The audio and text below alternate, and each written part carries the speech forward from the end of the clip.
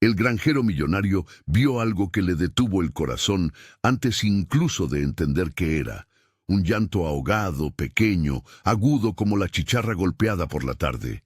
Era una voz que no tenía que estar allí, en medio del potrero abierto, donde solo debería haber viento entre esquilmos secos y el zumbido de las moscas. Fui yo quien bajó del caballo. Yo que tenía la tierra, el ganado, la casa con portal de teca y los cajones llenos de papeles que decían a quién había vendido qué, pero que no tenía quien llamara mi nombre por las mañanas. Me llamo Augusto, y aquella tarde cambió la combinación de mi mundo. El rancho era grande, en el sentido que la gente del pueblo usa para medir a los que mandan. 1000 hectáreas a mi nombre. Alambrados que marcaban el viento como fronteras, potreros a los que el sol heredaba un color pardo, y la casa principal que miraba a la llanura con ventanas de cristal. Tenía máquinas, un tractor que parecía un animal tolerante, y una línea de trabajadores que entraban y salían según la temporada. Había también una habitación que seguía cerrada con llave desde que Clara se fue. Clara, mi mujer, la que sabía ponerle nombre a los atardeceres y a mis silencios. La ausencia de Clara había hecho del rancho un reino impecable pero frío, y yo, un señor de tierras que aprendió a medir los días por las faenas y por la longitud de las sombras. Por eso aquel llanto rompió la geometría de mi vida como un soplo de tormenta. Me metí entre los matorrales. La tierra me pegó el olor de la lluvia que no llegó. Calor que quemaba la garganta. Al acercarme, vi el alambre de púas en primer plano, una cuerda de metal oxidado que dibujaba dientes contra el horizonte, y detrás, apenas visible entre la maleza, las manos de un recién nacido enredadas en ese tejido cruel. Las manitas eran diminutas, sucias, con la piel raspada y 2 o 3 hilos de sangre seca en los nudillos. No era un cuadro gore, pero la vista era de una urgencia limpia casi sacerdotal. Alguien demandaba ayuda con la voz más desnuda que existe. Me quité el sombrero. Se me templó la mano. No pensé en protocolos, no pensé en ley, solo pensé en la urgencia de separar metal y carne. Desmonté, me arrodillé con la costura de la camisa contra las rodillas y sentí el olor a óxido y a hierba. Recuerdo la sensación de las púas clavándoseme en la piel de las manos, el bebé que lloraba con un ritmo irregular, como si le costara respirar por el susto. Trabajé con cuidado. Corté con la navaja unos hilos enredados, no sin que alguna púa me arañara. Lo saqué como quien rescata algo que estuvo a punto de desaparecer. Sus piernas estaban livianas como papel, su cabeza demasiado caliente, su pelo fino y pegado por el sudor. Lo envolví en mi camisa sin pensar si estaba sucia, sin preguntarme por qué nadie había pasado por allí. La llevé hasta el coche viejo que tenía a la sombra de una ceiba. Lo acosté en el asiento de atrás, con la cabeza apoyada en mi brazo, y conducí a casa como si fuera a llevar a Clara a casa antes de la guerra. Saqué la antigua lámpara de mesa, ese quinqué que Clara siempre decía que le daba carácter a la noche, e iluminé el cuerpo pequeño sobre mis rodillas. No sabía cambiar pañales, no sabía dar biberones, sabía mucho de pagar cuentas y muy poco de calmar llantos, pero recordé cómo Clara amarraba una manta sobre un cordero recién nacido para que el calor lo hiciera querer vivir. Hice lo mismo. Humedecí con agua tibia una tela limpia, cubrí sus manos, le secuí la suciedad, le susurré palabras que, honestamente, no eran para el bebé sino para mí. Tranquilo, aquí estás a salvo. La primera noche la pasé despierto a su lado. La casa parecía grande como una estación vacía, con voces ausentes que se quedaban en los muebles. Le puse una almohada bajo la cabeza y le cubrí con un chalón que tenía el olor de Clara. Lo observé respirar. Inhalaciones cortas, como si aún tuviera miedo de llenarse. Me quedó la sensación de que aquel llanto había sido para llamarme de alguna manera. No puedo decir que comprendiera por qué Dios, o el destino, o el viento habían soplado ese sonido hasta mi oreja, pero al recogerlo, algo dentro de mí dejó de estar tan hueco. A la mañana siguiente, lo que vino después fue una mezcla de improvisación y orgullo mal conducido. Fui a la cocina grande y tomé de los armarios aquello que no se usaba para la cosecha. Le cambié la primera ropita con la torpeza de un hombre que ha pasado más tiempo sumando hectáreas que sumando pañales. Compré leche, pañales desechables, alcohol para limpiar y un pequeño termómetro, y aprendí, a marchas forzadas, a ponerle un nombre: David. Lo nombré así porque sonaba como la palabra que necesitaba: Dieguito o David. En el pueblo lo bautizaron con diminutivos que se le pegaban como la tierra fina a las botas. Al inicio fue David, y poco a poco el nombre se amoldó a la carita. Cuando salí del portón con el coche y el bebé envuelto como un paquete frágil, la noticia del hallazgo corrió más rápido que mi camioneta.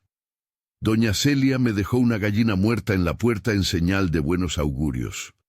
Don Chema me trajo un frasco de glicerina y me dijo que limpiara las heridas con calma.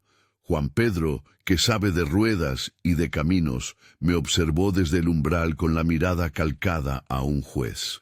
Los que viven en el pueblo conocen los usos de la vida. El rumor de un acontecimiento grande suele llegar a la plaza antes de que el sol llegue al mediodía.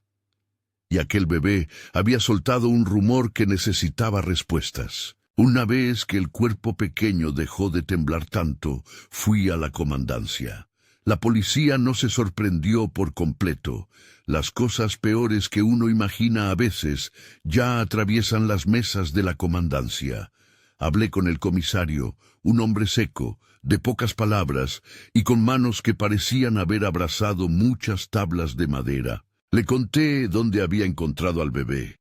Le entregué una prenda ensangrentada que recogí en el lugar, un retal de tela con costuras industriales y un olor acre a combustible. Y le señalé las huellas de llanta en el barro que rodeaba el punto donde estaba el alambre. Las huellas eran claras, una sola dirección, profundidad que hablaba de peso, una medida que indicaba coche grande, quizá de doble tracción. No fue accidente, dije. No pregunté por qué lo dije. Simplemente lo supe en la forma en que la tierra había sido aplastada. El comisario hizo lo que debía.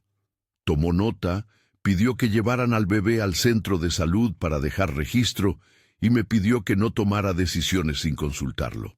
No obstante, me quedé con una pieza de tela entre las manos, como quien retiene una prueba y con ella un mal presentimiento. La tela tenía costura militar y un hilo azul que, según me dijeron en la tienda de telas del pueblo, era habitual en las camisolas de camioneros y en las fundas de remoción de carga.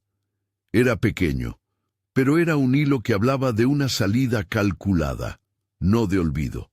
Volví al rancho con más dudas que certezas. En el día a día de un terrateniente, la incertidumbre se cubre con más trabajo. Revisé potreros, hablé con los peones, pregunté si alguien había visto un coche pasar a deshora. Cada respuesta cerraba una puerta y abría otra. Anoche un camión pasó por la sulquería, dijo uno. Yo vi luces, pero pensé que era la luna sobre la carretera, dijo otro. En el rancho, la gente protege a la gente. No todos los silencios son complicidad. Algunos son miedo. La presencia del bebé hizo que el mundo se me redujera a él. Me sorprendía sonreír en trabajos banales, sentir una ternura que no sabía cómo administrar. Le lavaba las manitas con la delicadeza de quien cuida una cosa nueva. Le hacía sopas ralas con la paciencia que una vez puse en el surtido de la tierra y me descubrí cantándole canciones que hacía años no recordaba. Con cada gesto la habitación cerrada de Clara se volvió menos cárcel y más memoria. Empecé a abrir cajones donde ella había guardado cosas. Un babero de colores, una foto diminuta de un niño en la playa, un perfume suave. Todo me daba herramientas para aprender a ser padre en un tiempo acelerado. Pero la calma se rompió cuando llegó la primera reclamación. No fue una llamada formal ni una visita de policía. Fue la caminata de un hombre que se presentó al portón con la suficiencia de quien conoce sus derechos. Reinaldo. Lo vi a la distancia, con botas de cuero viejo y una camioneta con una placa que mostraba una arista de ciudad. Reinaldo era conocido, hombre con recursos, no tanto como yo en hectáreas, pero con poder en el pueblo. Tenía la manera de mirar que te hacía sentir observado por una balanza que se inclinaba con facilidad hacia su lado. «Soy el padre», dijo al llegar al porche, como quien entrega una tarjeta de presentación sin preguntar por el té. Tenía la voz de quien cree que decir algo lo convierte en verdad. Le pedí que esperara mientras terminaba de dar una toma de leche al bebé. Lo hice en silencio, porque aprendí que la primera palabra puede encender una hoguera. Pero hablamos. «Lo encontré en el potrero», dije. «Aquí está a salvo». Él me plantó la mirada y por un momento hubo un intercambio trivial de frases legales. «¿Dónde estaba la madre? ¿Por qué lo dejó? ¿Quién te dio derecho a tomarlo?» Yo no exhibí mis papeles de propietario ni saqué mi chequera. Le hablé como se habla en el campo, con medidas de verdad y de honra. Reinaldo contestó con evasivas. «No tengo tiempo para jugar a las conjeturas, señor. Lo que quiero es recuperar a mi hijo». La conversación giró pronto hacia un filo. Sentí el cambio de aire, la amenaza contenida. Reinaldo no fue delicado en su reclamación. Se puso altanero. Habló de justicia propia, de leyes que sirven a quienes pueden pagarlas, y dejó en el aire insinuaciones sobre gente que cuidaba animales y al mismo tiempo guardaba secretos. No obstante, yo no soy un hombre que busca pelea fácil. Le respondí con calma. «Si es tu hijo, vamos a coordinarlo con la comandancia. Aquí no se decide nada al porrazo». Se marchó con una media sonrisa, esa expresión que se guarda cuando algo está planeado. La voz del pueblo se agitó pronto. Al día siguiente vinieron a verme don José y doña Marlene. Se sentaron en el comedor. Trenzaron las manos como quien se dispensa fuerzas. Don José es el que me ayudó a construir el primer silo. Doña Marlene hace empanadas en los días de fiesta y tiene ojos que te atraviesan. «Él no es hombre de esperar, Augusto», dijo don José. «Si dice que viene por su niño, vendrá con más». Y doña Marlene, que no suele hablar de armas, añadió. «Aquí la gente se arma de palabras, pero hay quienes arman otra cosa». Fue entonces cuando entendí que mi decisión de proteger al bebé podía tener un precio. No pensé en guardias ni en barreras de seguridad. Pensé en la simpleza de bajar las persianas, en acercar a la gente que confía en mí, en pedir la ayuda de quienes no temen la madrugada. Organicé guardias con los peones, turnos, linternas, la vieja escopeta de feria que en el rancho se usa más como advertencia que como instrumento de guerra. Conversé con don Chema y con Juan Pedro para que no hubiera sorpresas en la carretera. Sin embargo, comprendí también que la amenaza no necesitaba de grandes dramáticas para existir. Una vez que alguien te mira como rival, esa mirada funciona como aviso. Antes de que la noche cayera, fui al pueblo a comprar más suministros y a dejar constancia formal de todo. Allí, en la farmacia, la gente me observó con esa mezcla de lástima y admiración que se le da a quien toma un bebé sin traer una historia limpia. «Usted tiene para litigar, don Augusto», dijo la señora que atiende la caja sin levantar la vista, como quien nota que los asuntos delicados requieren billeteras más profundas. No hice caso de la ironía. Pagué lo necesario y me dirigí a la comandancia a dejar una declaración donde pedía protección y explicaba los hechos. El oficial anotó, frunció el ceño y sugirió que la mejor vía era presentar un informe actualizado y activar la vigilancia en el área. Aquella tarde, de regreso al rancho, me encontré con el primer indicio que confirmó mis peores sospechas. Junto a la alcantarilla A la vera del camino, un neumático de doble tracción había dejado una huella idéntica a la que yo había visto en el potrero. La marca llevaba barro fresco y se dirigía hacia la carretera principal, como quien dijo: aquí está el camino por donde se llevaron la esperanza.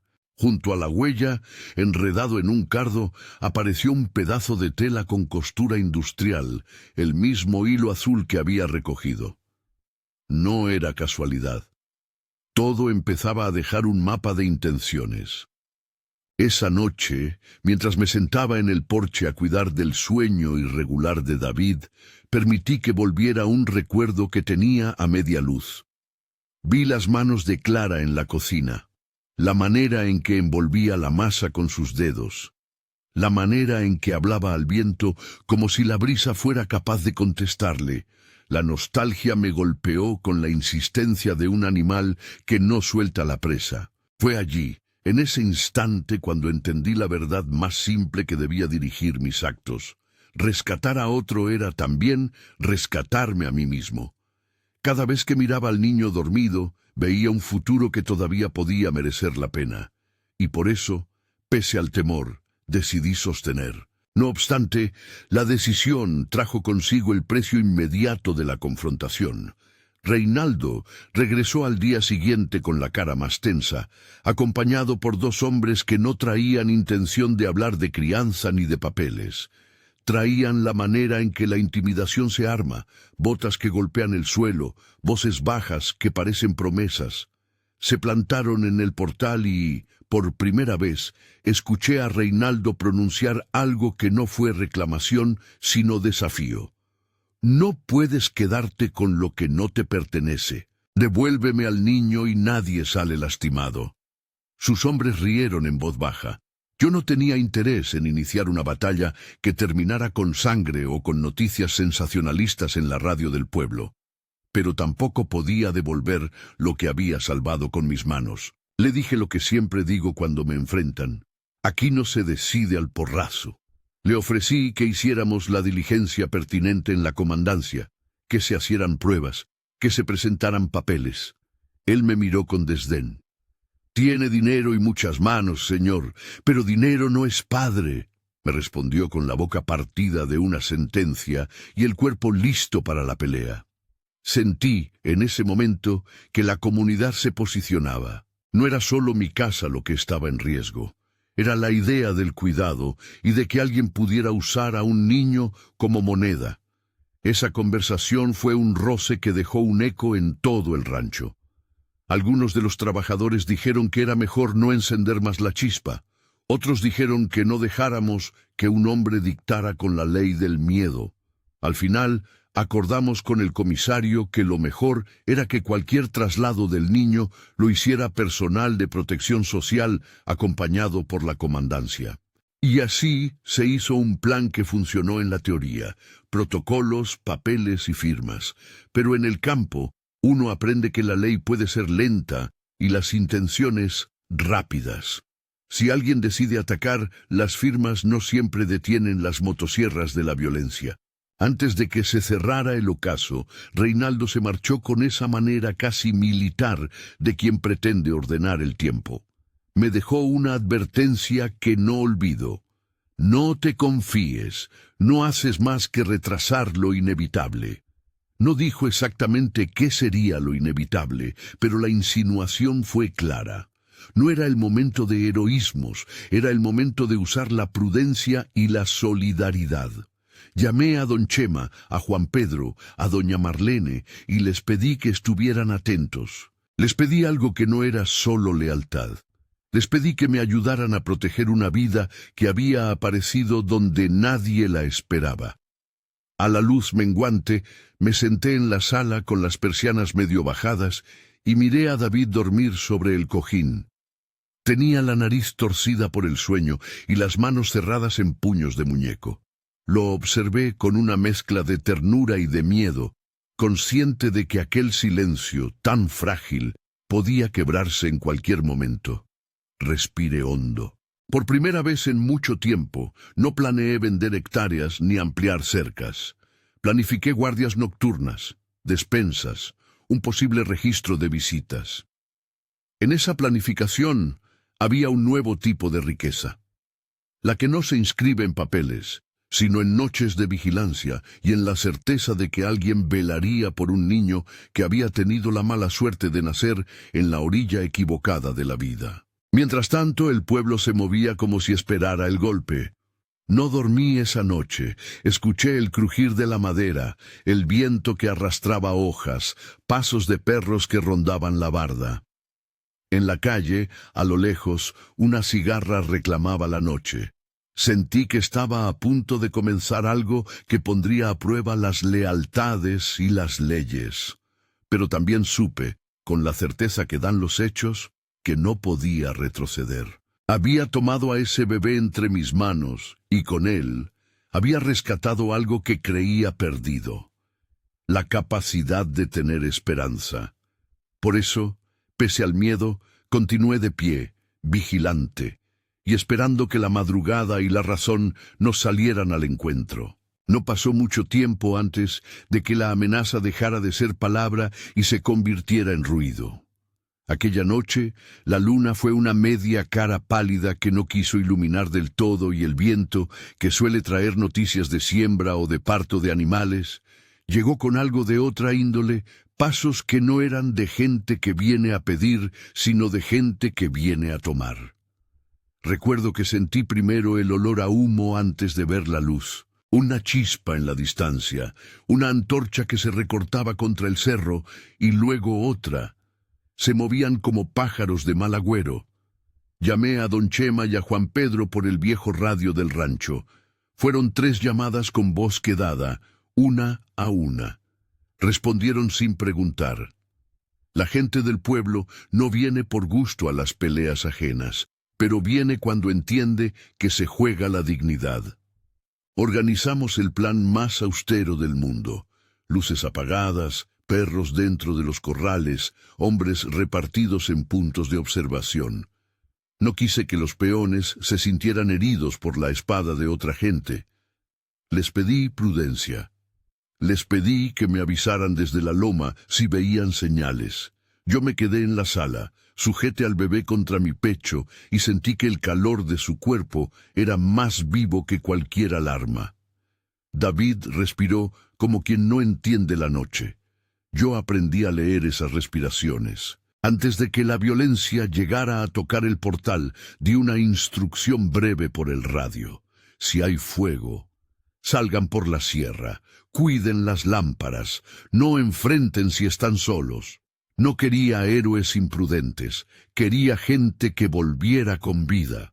Ese fue el acto de humildad que me parecía más grande: aceptar que había límites, aún teniendo tierras, nombres y dinero. Si esta historia te está llegando, si sientes el peso de lo que significa guardar a alguien que no es de tu sangre, te invito a suscribirte para recibir más relatos como este.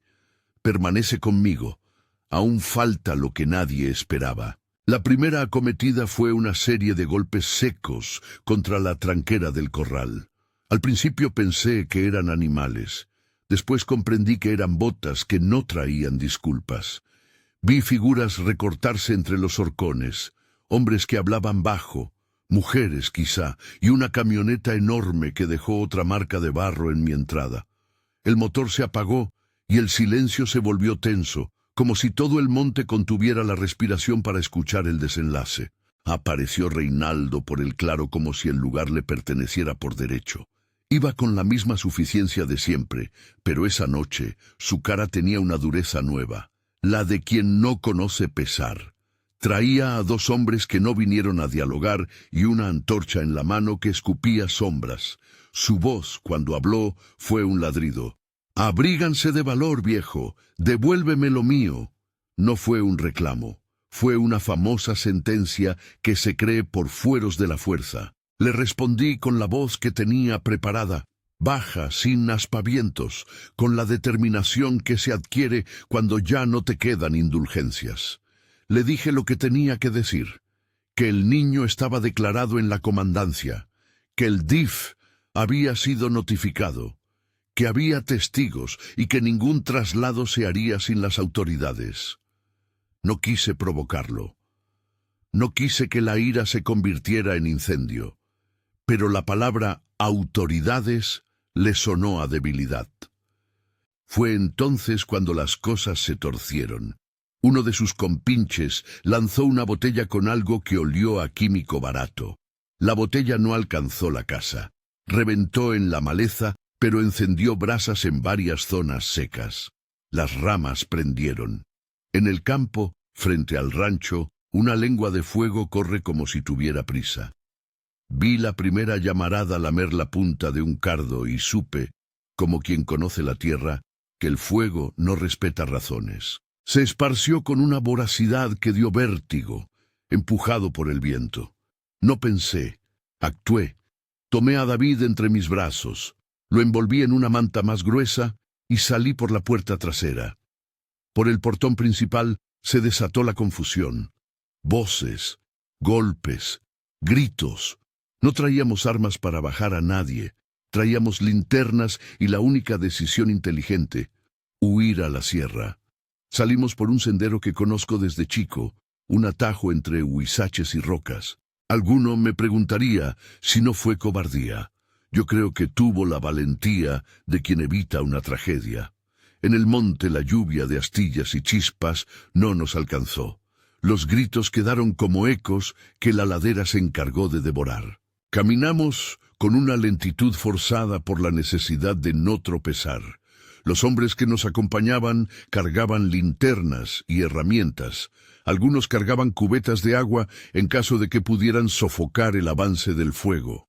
El menor de los presentes, Pepe el peón, iba con la cara tiznada y la mirada de quien apenas entiende que su noche se volvió leyenda. Nos refugiamos en una quebrada donde los guayacanes no se dañan tan fácil. Yo apreté al niño contra mi pecho y sentí su calor como un latido doble, el del cuerpo y el del deber. La policía llegó con retraso. En el camino de tierra, algunos vehículos quedaron atascados en el barro revuelto por la aceleración. Cuando llegaron, vieron un rancho con bordes chamuscados, un corral medio en llamas y a varios hombres aprestados a pelear por lo que quedara. Los hombres armados de Reinaldo huyeron en la camioneta negra, dejaron atrás la improvisación de una hostilidad que no supo más que el espectáculo del incendio. Algunos vecinos intentaron perseguirlos, pero la pista se perdió en la carretera de ripio. La intervención fue la requerida por la ley. Detuvieron a 2 hombres sospechosos a las afueras del pueblo, revisaron vehículos y recogieron lo que la noche había dejado en forma de prueba. Restos de tela con olor a combustible, pedazos de vidrio que antes fueron extrema violencia y huellas de neumático en barro todavía fresco. La comandante a cargo, una mujer de rostro firme, tomó nota de todo como quien acomoda mosaicos para que no quede pieza fuera de sitio. Hubo aprehensiones, declaraciones bajo la luz fluorescente de la comisaría y una evaluación rápida de los daños. El DIF llegó por la mañana para hacerse cargo del caso del menor. Me pidieron que entregara un testimonio formal y que mantuviera la cadena de custodia de la evidencia. Al día siguiente, cuando volví al rancho con la claridad templada del amanecer, la vista fue otra. La casa tenía el portal chamuscado, ventanas que quedaron con finas vetas negras en los marcos y el olor a quemado incrustado en la madera. Pero David dormía como si la noche no hubiera existido. Dormía y me permitía respirar. Ayudé a los bomberos locales a comprobar puntos calientes. Invité a los vecinos a hacer turnos de vigilancia y anoté una por una las piezas de tela que se recogieron en el peritaje. También llevé al comisario la pieza más contundente que tenía, un trozo de tela con costura industrial y el hilo azul que había encontrado días atrás. Era la misma. Juntábamos señales como quien arma un rompecabezas, una huella que apuntaba, una costura que respondía. Fue entonces cuando la mujer llegó. Juana apareció un mediodía largo, con los ojos hinchados y la falda arremangada como quien viene de caminar muchos pasos. La conocía de vista. La había visto en la plaza una vez, al lado de la iglesia, con manos de lavar y la mirada algo perdida. Venía con la formalidad de quien no quiere ser porro, sino testigo de su propio relato. La acompañó una trabajadora de servicio social, y su llegada no fue explosiva. Fue una rendija de luz que entraba con cautela. Se acercó a la casa principal con las manos entrelazadas, pidiendo permiso, como quien pide perdón antes de hablar. Dijimos que la sentáramos. La puse al lado de la ventana, donde el sol pegaba con menos fuerza. Para entonces David estaba en el cuarto de observación del centro de salud, y yo había pedido que el DIF lo mantuviera bajo custodia provisional en instalaciones seguras. Pero Juana necesitaba hablar conmigo. Ella no vino a reclamar, vino a explicar. Sus palabras no eran alegatos heroicos. Empezó diciendo que todo había sido un error en cadena, una secuencia de miedos y empujones. Confesó que había sido presionada por Reinaldo, que la había obligado a entregar al bebé al borde del rancho bajo la amenaza de daño para su familia. Contó que la dejó un papel, una promesa de que volvería por el niño cuando pasara el peligro, y que la camioneta que ambos manejaban la convencía de que aquello era la única salida. Tenía la mirada clavada al suelo y la voz entrecortada de quien carga vergüenza y no sabe cómo descargarla sin perder la dignidad. Su relato no buscó absoluciones, buscó reconocimientos. Dijo que había fallado, que había cedido ante la coacción, que su mayor temor había sido que le hicieran daño a su madre si no lo hacía. «No vine antes», dijo Juana con la voz como canto pequeño, «porque me dijeron que si hablaba me matarían. Me dijeron que no volviera a casa o serían ellos los que se iban». En su relato añadió nombres que el fiscal pudo ya poner en polígonos de investigación y describir como piezas de coacción, mensajes con amenazas, llamadas con silencio molesto, visitas que buscaban amedrentar. El DIF registró todo con profesionalidad. Juana aceptó someterse a escucha psicológica y a medidas de apoyo. No era la clase de persona que buscara librarse con palabras. Era la clase de persona que, al fin, venía a pedir auxilio. La aparición de Juana cambió la carpeta de investigación. Ya no era solo una historia de abandono y violencia externa. Aparecía la coacción como factor determinante. No quise convertir su confesión en condón de inocencia, pero sí en atenuante para la lectura humana del caso. En mis historias de la vida agraria aprendí que nadie es solo malo o solo bueno. Muchas veces hay circunstancias que empujan.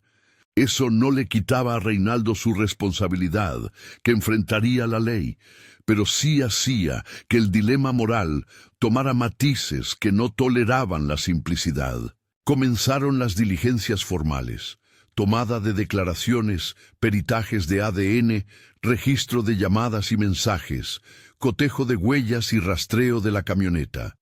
El gasolinero de la estación en la ruta principal resultó ser un testigo clave. Recordaba a un hombre y una mujer llegando tarde la noche en que desapareció el niño, la camión con olor a diésel y alambre en la lona, y un trozo de tela que quedó en la bomba cuando alguien dejó caer algo al bajar. Su memoria fue fiable, y al cotejarla con las huellas halladas, se creó una línea de tiempo que fue difícil de desestimar. Los días siguientes alternaron entre la rutina de presentar pruebas y la intensidad emocional de los encuentros. Pasé horas en la oficina del LIC. Mario, nuestro abogado de cabecera en estos líos de papeleo y defensa legal. Mario habló con claridad. Vamos a llevar esto al juzgado con todo lo que haya. El tema es proteger al niño y demostrar la violencia y la intención. Le entregué el paquete que había armado. Fotografías del lugar, el retazo de tela, declaraciones de testigos, el informe del bombero y los registros de la comandancia. Mario dejó todo en manos de la fiscalía que, al ver la mezcla de elementos, decidió promover medidas rápidas, solicitar la investigación contra Reinaldo y pedir la custodia provisional de David mientras se resolvía el asunto. El proceso judicial fue lento en su formalidad y rápido en su demanda emocional. Hubo audiencias, y yo participé en varias de ellas. No fui el protagonista de ese tribunal. Fui un testigo que narraba la prueba de un rescate. Llegué a la capital con papeles que olían a tinta y a café, con la cara de quien duerme sin proponérselo en la banca de una sala de espera. En la primera audiencia presenté lo que sabía: el hallazgo, el incendio y la huella de la camioneta. La fiscalía pidió medidas cautelares sobre Reinaldo. El juez concedió una orden de restricción temporal que le impedía acercarse al rancho y al entorno de Juana. No era completa justicia, pero era protección. El tema del ADN tardó los días pertinentes. Don Mario me explicó que la prueba sería un instrumento técnico que daría peso a lo que ya parecía evidente: que David era hijo de Reinaldo, que la madre había sido coaccionada y que había indicios de abandono intencional. Las pruebas se hicieron con el respeto que exigen los procedimientos: muestra de saliva, cotejo con otras muestras y cadena de custodia. A la par, el DIF evaluó la situación de Juana: vivienda, capacidad para cuidar del menor, riesgos externos y trabajos a ofrecerle para garantizar su estabilidad. Juana aceptó con humildad entrar en un proceso de acompañamiento. No quiso que la trataran como criminal. Quería que la ayudaran a ser madre en condiciones. Mientras todo esto ocurría, la comunidad siguió siendo un músculo solidario. Los vecinos se turnaron para llevar comida, paños y algún rato de escucha. Doña Marlene venía todas las semanas con guisos que olían a consuelo, y don José hacía jornadas de arreglo de la casa para que pudiera ser habitable de nuevo. Fue curiosa la manera en que el rancho, que antes representaba un perímetro de orden económico, se fue llenando de funciones afectivas. La casa dejó de ser un mausoleo del recuerdo y se transformó en un hogar que acogía a quien vino a pedir. En esas manos, la propiedad dejó de ser solo un activo y se volvió responsabilidad. La jornada decisiva fue la audiencia en la que se debatiría la custodia provisional. Esa sala es de esas que parecen eléctricas en tensión. Bancas de madera, un público expectante y un juez que interroga con la calma profesional de quien tiene que repartir certezas en una madeja. Entre las partes, Reinaldo llegó con su postura habitual de seguridad. Su abogado buscó desacreditar un poco la narrativa de la coacción, pero los testigos se encadenaron con precisión: el gasolinero, un peón que vio la camioneta, el perito de huellas y yo mismo. Juana, cuando le tocó declarar, tuvo la voz rota pero firme. Contó la historia de la presión que sufrió, amenazas, llamadas que dejaban silencio, visitas que cortaban el aire. No pidió exoneración, pidió que se mirara el fondo humano del asunto. Mi intervención en esa sala fue la que más me costó. No quería que me vieran como un hombre que reclamaba paternalidad por vanidad. No buscaba convertir la vida de otro en un título de propiedad. Le hablé al juez con el respeto debido y con la mezcla de voz dura y lágrima contenida que suelen tener los hombres que han vivido mucho. Conté la noche del hallazgo, la manera en que el niño me hizo recordar a Clara, y la decisión que había tomado de protegerlo, aunque eso significara enfrentar a la gente peligrosa. Dije también que no pedía que me otorgaran derechos que no me correspondían. Pedía que el niño tuviera seguridad y un proyecto de vida. Creo que aquello tocó algo en la sala. No era el argumento técnico, era el argumento humano que, en los juicios, a veces pesa como una balanza. El juez decidió entonces algo que para mí fue mezcla de alivio y de responsabilidad. Otorgó la custodia provisional a la madre, bajo supervisión y con acompañamiento del DIF, y dejó a Reinaldo con medidas cautelares y con un proceso pendiente por abandono y por el incendio. También decretó que el hombre debía someterse a un programa de intervención por violencia y que le estaba prohibido acercarse a la madre y al rancho. No fue una absolución para nadie. Reconoció la vulnerabilidad de Juana y la responsabilidad criminal de Reinaldo. Además, ordenó la reparación de daños en la medida de lo posible y un seguimiento del caso por parte de servicios sociales. Al salir del juzgado, sentí que algo se movía dentro de mí, que no era solo alivio, era la comprobación de que la ley puede ser lenta, pero que, cuando hay pruebas y voluntad, los mecanismos se activan. No me sentí un héroe ni un redentor. Me sentí un hombre que había respondido a la urgencia de un pequeño pecho que latía en sus manos, y eso, en mi interior, resultó ser redención suficiente. La reconstrucción fue larga. Tomó meses de trabajo con carpinteros, con albañiles y con la mano de obra del pueblo. El rancho quedó con parches en la madera, con ventanas reemplazadas y una cerca nueva en el perímetro. Yo pagué lo que hubo que pagar. La riqueza tiene esa función, la de poner recursos para recomponer lo que la violencia intenta romper. Juana recibió apoyo para obtener un empleo estable. Comenzó a trabajar en una pequeña cooperativa que vendía conservas y con el tiempo pudo alquilar una casa no muy lejos del pueblo. Se sometió a terapia, aceptó acompañamiento y sobre todo mostró una voluntad de cambio que era palpable. David creció entre la presencia discretamente protectora de mi figura y el cuidado directo de Juana. El primer año fue de adaptación, visitas regulares del DIF, seguimientos médicos y talleres de crianza. Yo estuve donde se permitía, asistiendo con lo que el juez autorizó y con la guía de los servicios sociales. No quise invadir. Aprendí a ser querencia desde el respeto. Fue en esas pequeñas cosas. Una camiseta cosida deprisa, una tarde de juegos en el corral, una sillita en la parroquia cuando la fiesta lo permitía, donde se consolida un niño. Reinaldo fue llevado a proceso. Las pruebas de abandono, los testimonios del incendio y los materiales recogidos en la escena fueron elementos que la fiscalía supo hilvanar. Fue sentenciado a una pena que incluyó tiempo en prisión por los hechos de violencia y una serie de medidas de reparación. No voy a decir que la cárcel lo redimió mágicamente. La ley no es un taller de almas. Lo que hizo el proceso fue poner consecuencias y enviar el mensaje de que la coacción y la violencia tienen precio. Además, el juez ordenó una indemnización por los daños causados al rancho y una suspensión de sus actividades que le impidió, al menos por un tiempo, ejercer ese tipo de poder en el pueblo.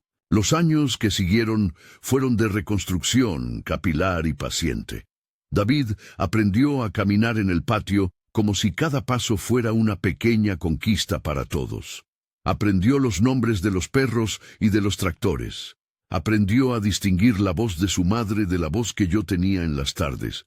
Fue creciendo dentro de una familia que no era perfecta, pero sí arreglada con voluntad. Juana se mostró decidida. Acudía a los talleres, guardaba las entrevistas de trabajo y nunca volvió a esconderse. Lo que más me impresionó fue ver cómo, con los años, su rostro se fue despojando de aquella tensión que trae la sombra de una amenaza. Parecía, poco a poco, la mujer que hubiera sido de no haber vivido aquello. El tiempo es maestro y cura, pero no es miel. Hay cicatrices que nunca se borran del todo.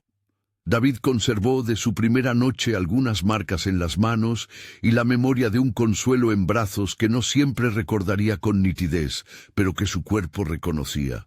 Juana tuvo que trabajar con la culpa como si fuera una carga que pesa en los hombros. No permitió que esa culpa la definiera.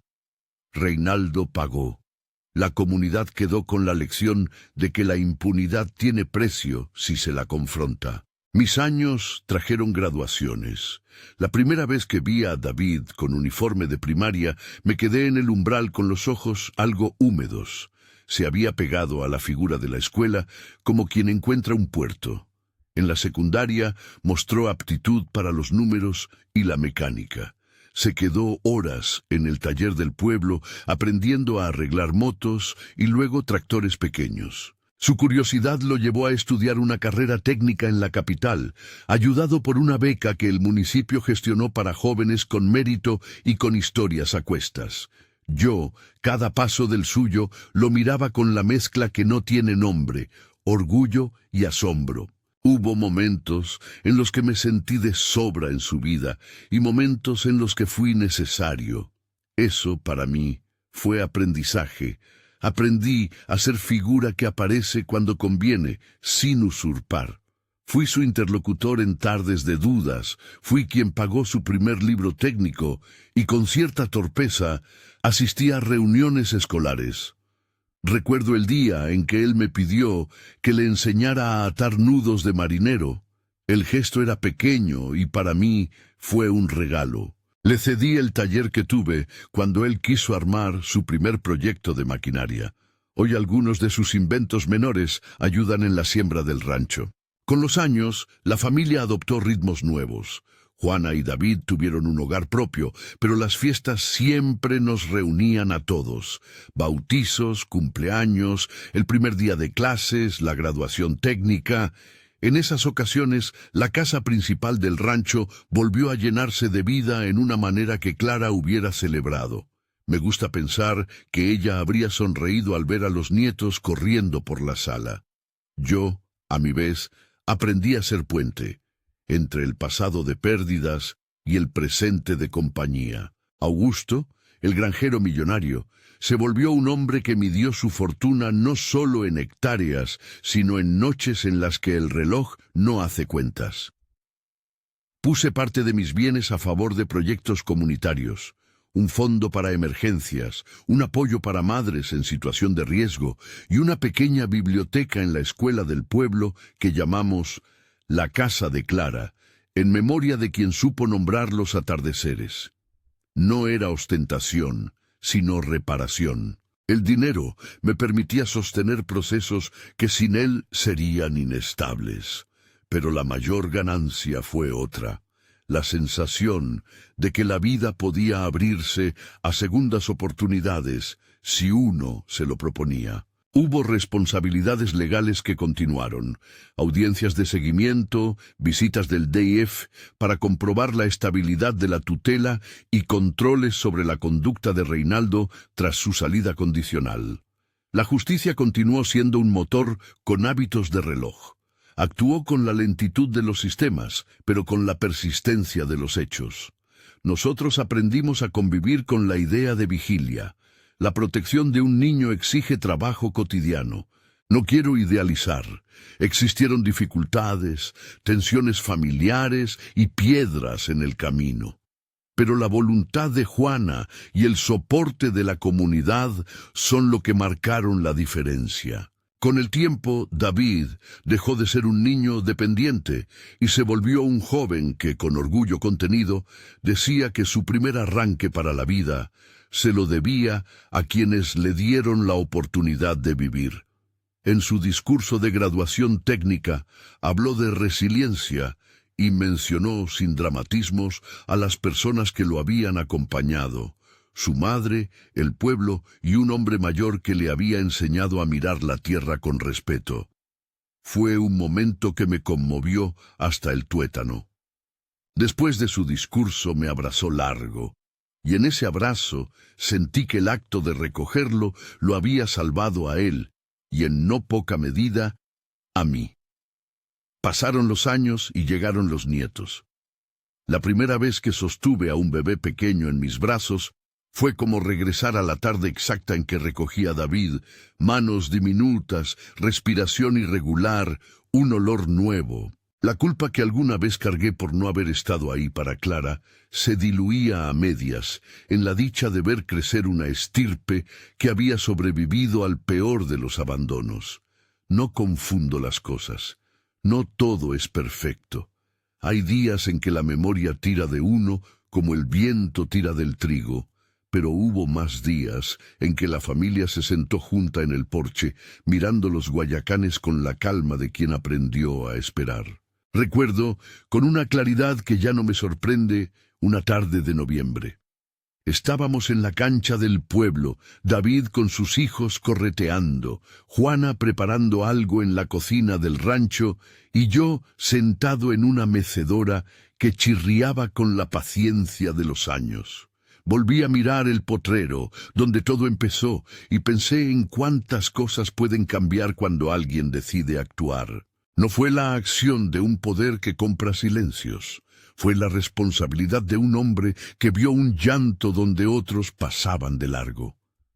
Eso, al final, es lo que nos define, la capacidad de mirar y de responder. Si esta historia te hizo pensar, si te movió la idea de que una vida puede rehacerse cuando hay quienes la abrazan, compártela. Dime en los comentarios qué habrías hecho tú en mi lugar. Comparte con alguien que crea en la fuerza de la comunidad y en la idea de que salvar a otro a veces es salvarse a uno mismo. Al final de mis días en el rancho, cuando ya la vista me engaña y la memoria me regala imágenes a su modo, me gusta sentarme bajo el guayacán amarillo que planté en memoria de Clara. Me acuerdo de su forma de reír y de cómo con ella aprendí a nombrar las cosas. Miro a los nietos jugar, a Juana conversando con la vecina y a David, que cada tanto me trae una taza de café que sabe a trabajo compartido. Pienso en las manos pequeñas que alguna vez estuvieron en alambre de púas y en cómo esas mismas manos aprendieron a manejar herramientas, a escribir con firmeza y a acariciar vacas sin miedo. No digo esto para que me llamen santo. Sé mis faltas, mis silencios y mis torpezas. Digo esto porque la vida, a su manera práctica y humilde, me mostró que la riqueza más duradera no es la que está en la cuenta bancaria, sino la que se cosecha en noches vigías, en manos que sostienen y en decisiones que protegen al que no puede hacerlo por sí mismo. Y si algo me queda claro, es que las tierras, por más extensas que sean, no valen lo que vale el llanto de un niño que se vuelve risa. Porque a veces, entre alambrados y papeles, la humanidad se juega en un gesto, bajar del caballo, acercarse y escuchar el llanto. Hoy, cuando se me pregunta por qué lo hice, respondo con la misma frase que alguna vez pronuncié en voz baja en aquella primera noche, porque estaba allí, porque alguien tenía que hacerlo, y el resto vino con la lentitud de lo que la justicia puede lograr y la rapidez de lo que el cariño repara. La casa sigue en pie. El rancho sigue siendo mi herencia y mi responsabilidad. El quinqué sigue guardando las noches largas en las que Clara y yo imaginábamos un porvenir. El guayacán florece cada año como un recordatorio de que lo que plantamos hoy da sombra mañana. Y en esa sombra ha crecido una familia que, aunque nacida de circunstancias duras, supo transformarse en abrazo. Así terminó, por ahora, la historia que un día empezó con un llanto en el potrero. No hubo un final espectacular, sino una serie de gestos continuos. La comunidad que mira, la ley que actúa, la madre que busca redención, y el granjero millonario que aprendió a ser padre y abuelo sin fanfarrias. Fue la suma de voces pequeñas que hicieron un ruido suficiente para cambiar destinos. Y si algo pido al viento, es que nadie más tenga que escuchar un llanto en la noche para decidir hacer lo correcto.